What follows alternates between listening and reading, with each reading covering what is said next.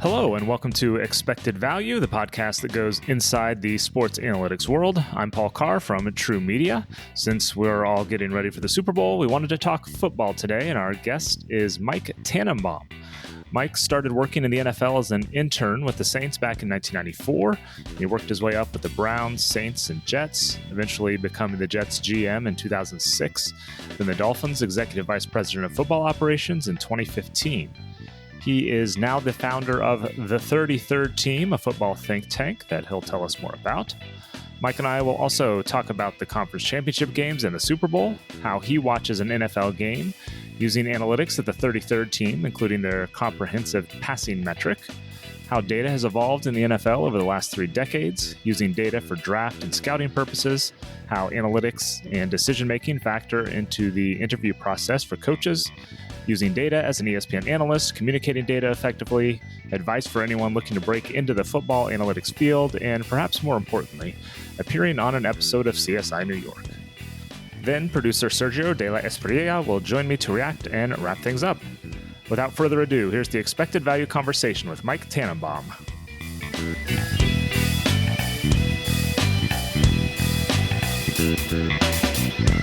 We're joined now on Expected Value by Mike Tannenbaum, founder of the 33rd Team and former GM of the Jets, Executive Vice President of the Dolphins. Mike, welcome to the show. Let's start just by talking a little bit of football from the weekend. Rams, Bengals, advance to the Super Bowl. What stood out to you from the title games? Well, we could go over both of them. I would say starting with the Chiefs and the Bengals, very surprised that there was about 5 minutes and 9 seconds to go in the second quarter. And after that, Kansas City scored 3 points. Lou Anarumo, the defensive coordinator of the Bengals, a ton of credit, guys. In the second half, they dropped 8. They placed a man. They changed up their looks. And they really held up on the back end. Mike Hilton, Chidobe Owozie, and Eli Apple did a great job. Yeah. And then on the NFC side, Rams come back to beat the 49ers after trailing by 10 in the fourth. Anything jump out to you there? Sure. I would say, a couple of things. The Rams really won this game up front. They dominated both sides of the line of scrimmage. And I think over the last 3 drives, I want to say that the 49ers had about 28 yards. And the thing that surprised me was Deebo Samuel. There was about 12 minutes to go in the game was the last time he touched the ball. Yeah. Wow. So now we're looking ahead to the Super Bowl 56, if I can read my numerals correctly.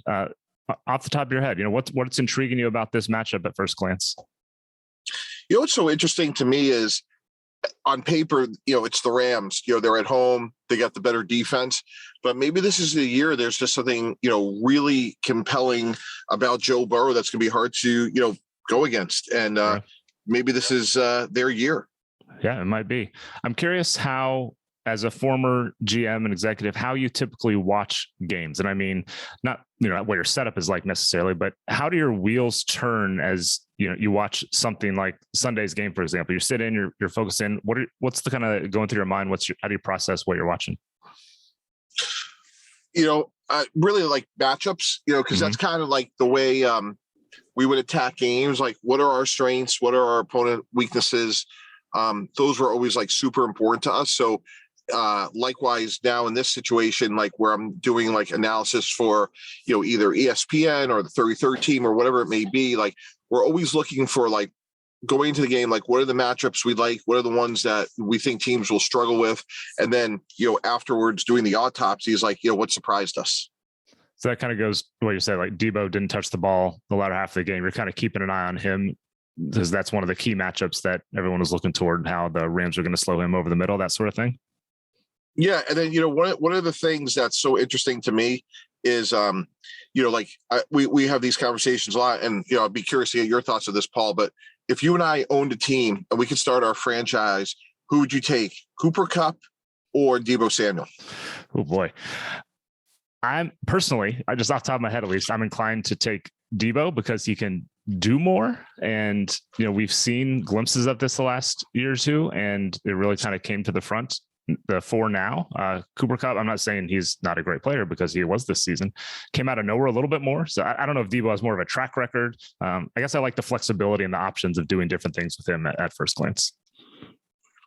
What do you think? Yeah, I think the point is you could make compelling arguments for both, and that's what makes it, and that's what like some of the things I think about. I think at one point during the game I tweeted Cooper Kupp won, Debo Samuel won, and that's a little bit of I thought how the game went, guys, like just from a standpoint of like Kupp's a great blocker, obviously a great route runner. And then like, to me, like Debo, greatness is about like, what's coming and you still can't stop it. Yeah, for sure. So let's talk about what you're doing now with the 33rd team. I guess first, just give us the summary. What is the 33rd team? And generally speaking, what does the company do? Yeah, we're a think tank. And we basically, there's a pretty big gap in the marketplace between former coaches and players that really coaches, players and GMs that still want to either coach or work in the front office, or players that want to get into it. And then students that are trying to get in the industry that have the bandwidth to help. And we put those two groups of people together and we make really good music. If you go to our website, the33rdteam.com, we try to bring people behind the scenes. So recently Bill Polian wrote an article of why he hired Tony Dungy, or John Fox wrote about why he likes to coach. And then we have a lot of students that try to come up with, differentiated sort of analytics. And I know we'll get to it, but, we came up with like, our own passing metrics called the CPM, comprehensive passing metric. Yeah. And really like, we're trying to take like a fresh look at some of like data and sort of like, maybe a fresh look at some of the things in football. Yeah, I think that comprehensive passing metric, to me at least, jumped out as one of the more unique things that were in the analytics section of the site. What are the ideas behind that and how it was put together? And I think like if we're having this conversation in 5 years, I think the conversation will continue. I thought ESPN did a really good job sort of like looking at their, you have the traditional passer rating, now the QBR. Yep. And really what we were trying to do is see if we could normalize things like, fourth down conversion rate, total conversion rate, passes of 20 yards per drop back, and try to bring out like the most meaningful things, like how many times were they sacked, and then completion percentage over expected. So we just try to bring in some fresh new metrics and bring some fresh ideas to, a very old sort of conversation, which is, and I've done this for a living, assessing quarterback play. It's a very, very difficult thing to do. Is something like that metric, is that typical? Like, would you say most front offices have similar sorts of metrics, or at least methods to evaluate quarterbacks? Yeah, we tried everything. And I think the conversation will continue. And it's interesting, if we had Coach Parcells on this conversation, he was always about every 10 starts, a quarterback would get better. So the 30-star quarterback was better than the 20-star quarterback. That's obviously different now, the way the game's played, the transfer portal. So it's very different. And I think that's why these metrics will continue to evolve. But I think trying to normalize, like, not every yard is the same. Like, I think there's a great conversation around that. A 3rd-and-1 completion that goes for 2 yards is a way better play than a 2-yard completion on first down. And the more you can normalize those things, I think the more informed of a discussion you can have. So you mentioned Coach Parcells, and you've been involved with the NFL for 25 plus years. I want to go back to when you started in the mid 90s, just kind of for perspective. How was data being used back then by front offices, traditional stats, otherwise, whatever you had your hands on? How was data being used when you got started in NFL, in the front offices with teams? Yeah, I would say the people that influenced my career early on, Coach Belichick, Coach Parcells, they were into data. They were trying to get the decisions right. It was really probably more so even around like the salary cap and running the Jets, running the Dolphins. Really what I always try to use data for was just to define the discussion. And what I mean by that is if we're going to draft a receiver that's, slower or smaller than the requisite sort of like objective physical characteristics for that position, that's okay. But let's make sure that we just understand that we're doing that. So to me, it was never about, hey, we're going to make a decision based on the numbers or the data, but let it help create the right context for the discussion. You're right. So, and how does it fit in with the team? What can you, if you have this kind of player, you got to change this or something like that. Those kinds of things, just to try to fit it into your team, not necessarily the individual itself, that sort of thing. Yeah, no, but also like, take a guy like Wes Welker. Wes Welker was short, he was slow, but he had incredible change of direction, incredible 3-cone short shuttle, and obviously went on and had a really productive career. Guys could have deficiencies in certain areas of their game and still be really, really productive. So it's just knowing like where their deficiencies are and why we think that they can overcome it. So how did data analytics, how did all that evolve during your career? Obviously, we're at a very different spot now than 25 years ago or so. How did that kind of grow as you progress through the league? Oh, I think it's continuing to, I think tracking devices, and I think the Rams more so than any team have really been out in front of like, taking the information of the combine and sort of like de-emphasizing it, because how players play in the game is way more important than, how fast they are, at the combine. Yeah. You mentioned, speaking of the combine, you're down in Mobile at the Senior Bowl. What sort of data is gathered there at the combine? How was all that data processed? So the Rams are de-emphasizing it. What other sort of data metrics are teams looking at as they try to decide, who they're taking in the draft, who to sign as free agents, that sort of thing? Yeah. So again, the tracking devices are helpful in like play speed. And then you could actually do it when you're with a team. You want to use it. We try to do predictive analytics around like soft tissue injuries when guys are in a higher risk for injury. So those are really like the primary ways it's used now in terms of collecting data. And I think, for players, and, it's certainly not a one size fits all approach, but players really are much more mindful of what they're putting to their body, making more informed decisions. And I think players like to know, like, what their load was, how much did they exert, and you could really design practices to be much more efficient. And what I mean by that is this: if we were with a team and we saw that a wide receiver had a much higher sort of like possibility of a soft tissue injury, and we wanted to reduce their load for practice. So instead of having, let's say, their normal 20 reps, we want to have, let's say, 8. We would sit there and say, like, what are the 8 most important reps? So, earlier we talked about Cooper Kupp and Deebo Samuel. Let's make sure those are 8 reps that they need to be at practice. So if they're on the backside of a play, if it's a run play, let's try to keep them out so we could make it the most effective practice possible. You've mentioned the tracking data. Players have chips in the pads during games and such like that. Something that's really come up in the last 5 years or so. I think teams are still figuring out, but from what you understand, how have you seen teams using it? What are the possibilities with this new NGS data? Yep. I think it's going to be used on a whole number of levels. Again, it's going to be player safety. I think it's also going to be, to help teams figure out, like, which players could be, wearing down, where injuries could occur, and also like which players play, what's their play speed in games. I think that's, the most important thing. Again, way more important than, how did somebody do, at an indie workout. Can you give us a sense of, just generally speaking, what the analytics staffing setup kind of looks like at an NFL team? I know they're different, where certain teams have more and you're never sure who's being listened to and used in different ways. But what does the staffing typically look like at an NFL team now, which I know is very different than even just a few years ago? Yeah, that's a great question.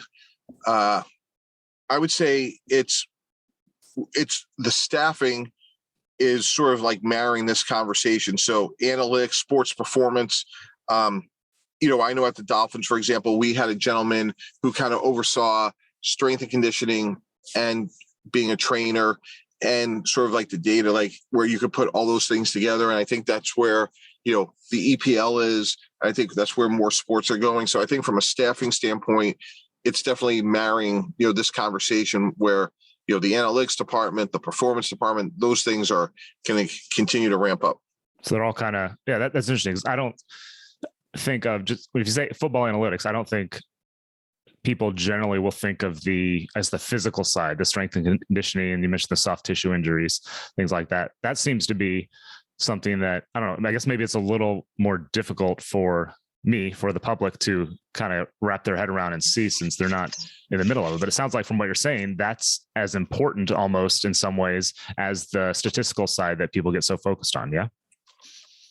I think it's all important. I think it's, again, it's interesting if you actually sit in the seat of having to make decisions. I think that's one of the things that would keep you up at night is like, are you using the science, or using the data, are you using analytics, or using the offensive line coaches, 20 years of experience, like taking all those things into account is certainly a challenge. Yeah. So you've hired head coaches, you've gone through that process in a lot of different levels.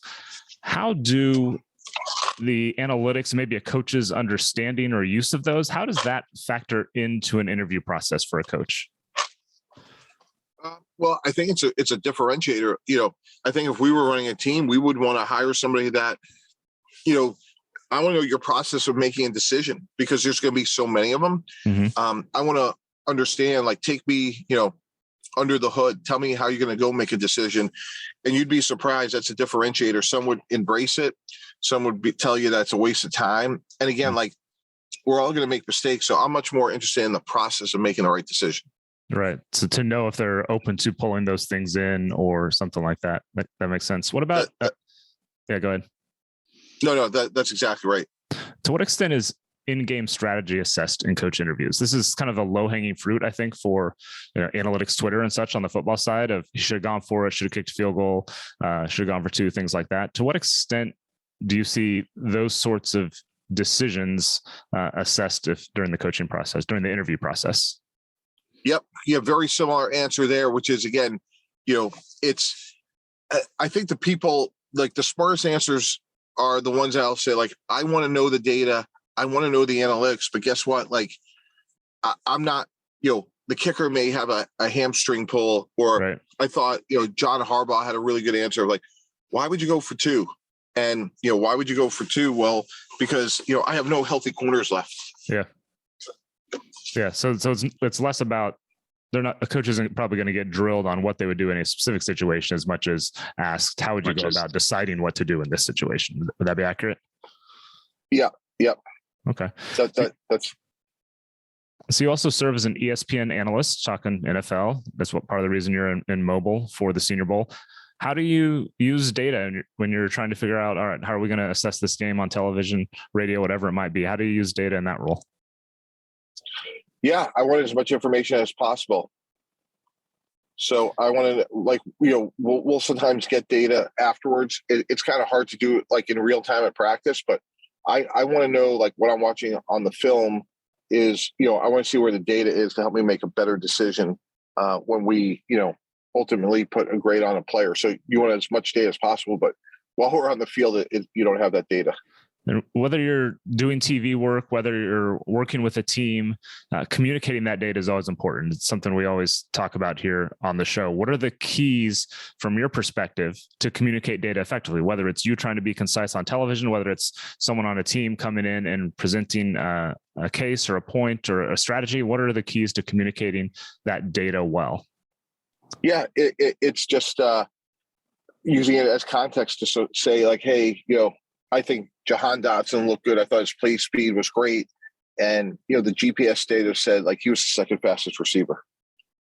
Right. So presenting your point, backing it up, and not necessarily getting deep in the weeds, but giving at least a general understanding of what the case is here. Exactly. You mentioned interns, key part of the 33rd team. You've placed a lot of them with NFL teams, the league front office. So what's your general advice for a student or anyone who's analytically minded and wants to break into football analytics, break in with an NFL team? I think it's be the first one in, the last to leave, and create value, and be a great listener and try to answer questions and research it. And there's so many, obviously there's dozens and dozens of candidates that apply for a lot of these jobs with teams or the league. Anything particularly important to help stand out? Not they need to say something in particular, but just kind of ways that people can think about things they can think about as they prep for an interview like that. I think it's being prepared and not asking questions they could research, like knowing the background of somebody is super important. That makes sense. Yeah, know who you're talking to. Okay, so we'd like to wrap things up here with our playing favorites segment, where we rip through a number of your favorites to get your answers on those. So let me start with, what is your favorite number and why? 33. I was a big Larry Bird fan growing up, and 33 and 14. 14 is my birth date, and those are two of my favorite numbers, Paul. All right. So you may have answered this one already, but your favorite player when you were a kid, any sport? Larry Bird. Yeah, he was a guy I looked up to growing up in the Boston area. Anybody on the football side? Curtis Martin. Same guy every week, and great player, a better person. Nice. Favorite game, or a favorite game at least, that you've attended in person? Championship games that we were in against Denver, Pittsburgh, and Indianapolis. Nice. Yeah. It's hard to beat those, I suppose. Favorite part about appearing in an episode of CSI New York a few years ago? Getting coached by Gary Sinise. I had 4 words and I kept screwing it up, and Gary Sinise was coaching me like I was a undrafted free agent rookie, and it was a lot of fun. You got to see it from the other side a little bit, huh? Exactly. And finally, do you have a favorite "How did I get here" moment? By which I mean, one of those moments where you're just kind of like, all right, not that I've arrived, but this is a cool spot where I've gotten to in my career, and you're able to soak it all in. Yeah, first day on the job as a GM, I was like, oh my God, like when does the adult show up? Definitely like do I deserve to be here? Yeah, you're the one who has to make the decisions now. So, all right. Yeah. Well, Mike Tannenbaum, founder of the 33rd team, former GM of the Jets, EVP of the Dolphins. Thanks for joining us here on Expected Value. Okay. Thanks so much, guys.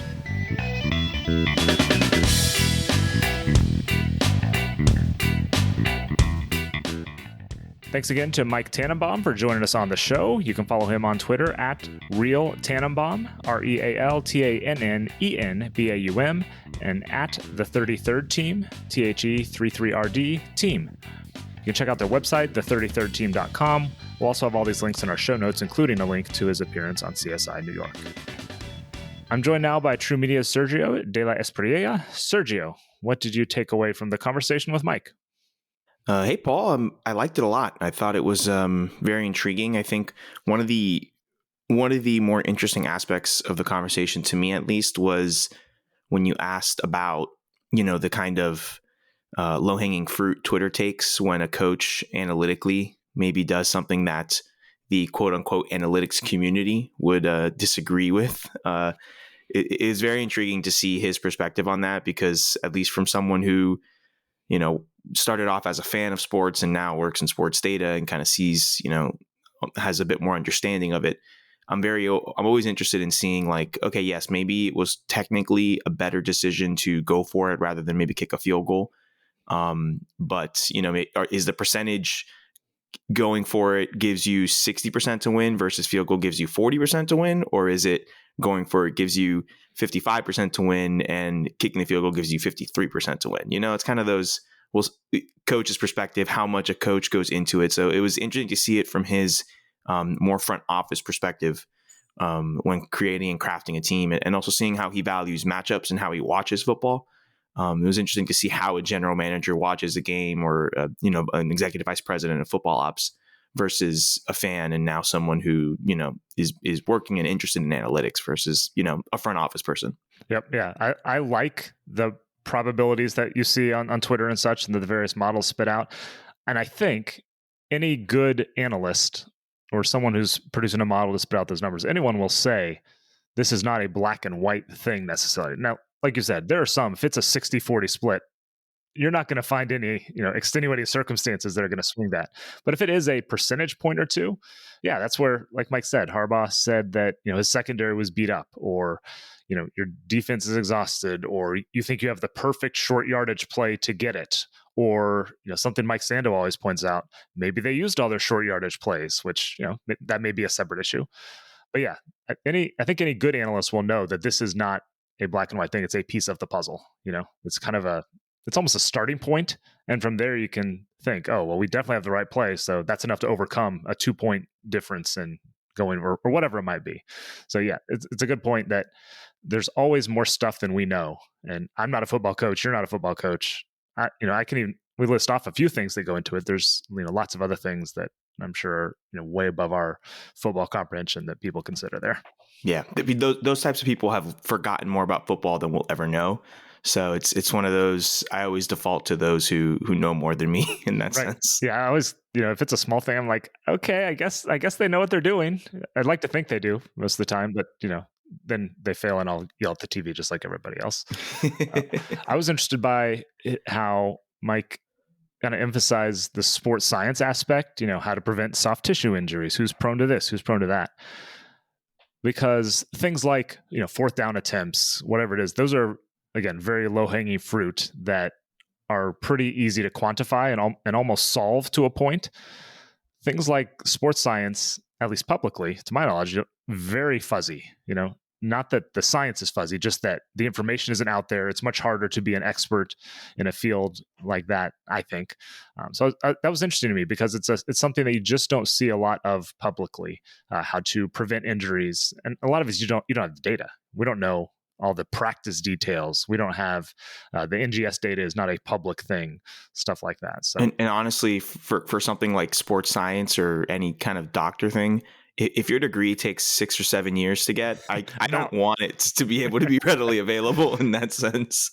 I don't want people on Twitter to be saying, "Oh no, that's definitely a sprain versus a tear." It's like, well, I'm not a doctor, so I don't. Sergio, there's a lot of people on Twitter with medical degrees. Just ask as I've been informed. I also like, real quick before we sign off, I love the fact that he was personally coached by Lieutenant Dan to perform, because as someone who holds a degree in theater and was an actor before he jumped into data, that was really cool to hear. I have to go back and watch that episode that he was on, because now knowing that Lieutenant Dan, as Forrest Gump's one of my favorite movies, that's one of my favorite characters, period.